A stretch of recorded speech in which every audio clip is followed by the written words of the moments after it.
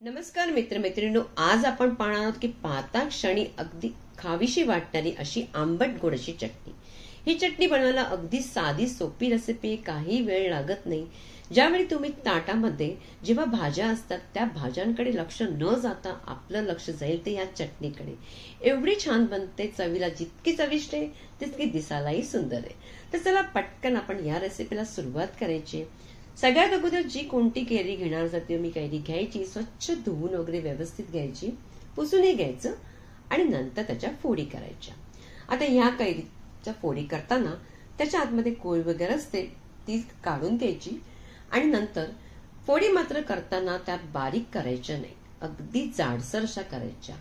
आणि या जाडसर केल्यानंतर कारण का आपण ह्याला मिक्सर मधून वाटून घेणार आहोत. मिक्सरमध्ये वाटताना सुद्धा अगदी टेक्स्चरनं अगदी जास्त जाडसर पेस्ट वगैरे करायची नाही, म्हणून अगोदरच फोडी आपण जाडसर करायच्या. बारीक जर तुम्ही केला तर मात्र मिक्सरमध्ये घालताच क्षणी त्या अगदी बारीक होऊन जाईल. आता या बघा, कैऱ्या अगदी सगळ्या अगदी मी अशाच प्रकारे फोडी मोठ्या मोठ्या करून घेतलेल्या आहेत आणि ज्या बाकीचे ते सुद्धा करून घेणार आहे. मिक्सरचं आपण भांडं घ्यायचे आणि त्यानंतर आपण याच्यामध्ये कैरी घालायची आहे. आता ह्या कैऱ्या सगळ्या घातल्यानंतर आपण त्याला थोडंसं वाटून घेतलं. वाटल्यानंतर वाटायचं बघा कसं तुम्हाला दिसतच असेल, अगदी मी जास्त बारीक केलेलं नाही, अगदी त्याच्यात कैरीचे छोटे छोटे तुकडे सुद्धा दिसतात. आता ही कैरी किती आहे हे अगोदर आपण त्याचं प्रमाण बघायचं. हे यासाठी बघायचं की त्यामुळे आपल्याला गुळाचं प्रमाण आपल्याला योग्य घेता येईल.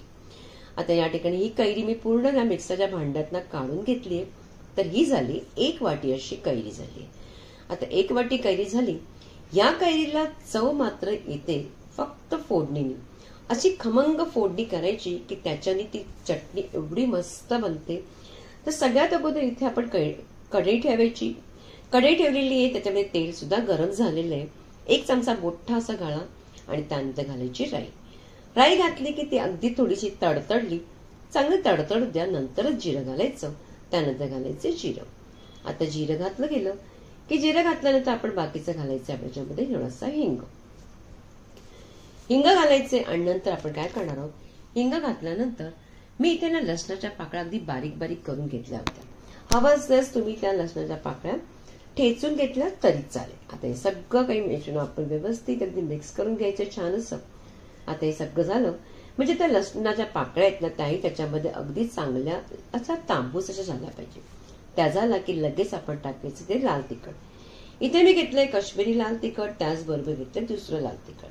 हवं असल्यास या दोघींपैकी तुम्हाला जे आवडतं ते तिखट तुम्ही घेऊ शकता. नंतर घालायचे आपण इथे चवीपुरतं मीठ घालायचे, जराशी हळद घालायची, चुकून माझी जराशी जास्त पडली, थोडीच घाला आणि त्यानंतर आपण पुन्हा याला ढवळायचंय. मात्र हे मसाले घालताना गॅस बंद करायची, नाहीतर काय होतं, हा जो मसाल्याला सगळा करपला जातो आणि करपला गेला तर मात्र चटणीचं अगदी टेक्स्चर काय त्याची चव सुद्धा बिघडते. म्हणून गॅस बंद करून नंतरच मसाले घालायचे. आता हे मसाले मी गॅस बंदच ठेवले. आता कैरी घालताना आपण गॅस पुन्हा लावायची. आता ही कैरी घालायची आणि पुन्हा गॅस लावून आपण त्याला परतून घ्यायचं. आता छान असं आपण एकदा व्यवस्थित त्याला परतलं गेलं. नंतर आपण काय करायचं, आता इथे गुळाचं प्रमाण असणार आहे इथे 1 वाटी. हवं असल्यास तुम्हाला जर थोडे जास्त हवं असेल तर तुम्ही 1 वाटी घालू शकता. 1 वाटीला कैरीला 1 वाटी गुळ घातला तरी चालेल.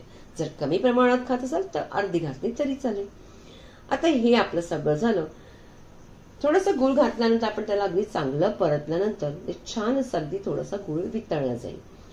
गुळ अगदी मस्त असा वितळला गेला पाहिजे. या ठिकाणी हवं असताच तुम्ही ना काळं सुद्धा मीठ जरासं घातलं तरी चालेल, छान लागेल. आणि नाही घालायचं असेल तरी स्किप करू शकता. तर सगळं अगदी अगदी कैरी परतल्यानंतर अगदी टेक्स्चर ना अगदी बघा वेगळं झालेलं आहे, अगदी मस्त झालंय.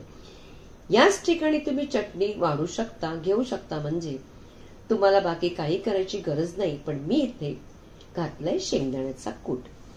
आमच्याकडे ह्या पातळच आवडते त्यामुळे मी शेंगदाण्याचा कूट सुद्धा 2च चमचे घातले.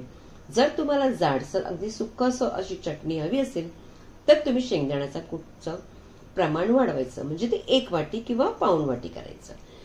पहा आपली अगदी चटणी मस्त अशी छान अशी झालेली आहे, आंबट गोड. आणि पाहता क्षणी तुम्हाला दिसतच असेल किती सुंदर सुरेखी दिसते. तर चला पटकन आपण याला वाढून घेऊया.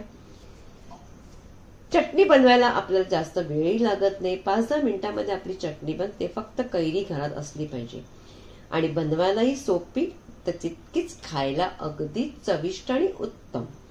आणि ताटामध्ये तर ह्याचा ही चटणी असेल ना तर आपला पूर्ण बेत अगदी मस्त होतं जेवणाचा.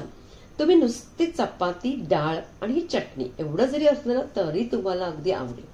तर ही रेसिपी तुम्हाला माझी कशी वाटते हे मला कॉमेंट्स करून सांगायचंय. आवडल्यास जास्तीत जास्त लाईक करायचे.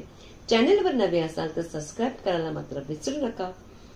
आणि पहा, अगदी सगळी मी चटणी वाढून घेतलेली आहे. तुम्हाला एकदा मी चमच्याने सुद्धा काढून दाखवते की चटणीचं टेक्स्चर तुम्हाला कळेलच. थोड्या वेळ ठेवल्यानंतर ते थोडंसं आणखी सुकलं सुद्धा जातं. बघा, आपली चटणी छान अशी झालेली आहे, तुम्हाला दिसतच असेल. आता आपण पुन्हा भेटायचे एका छानशा रेसिपी बरोबर.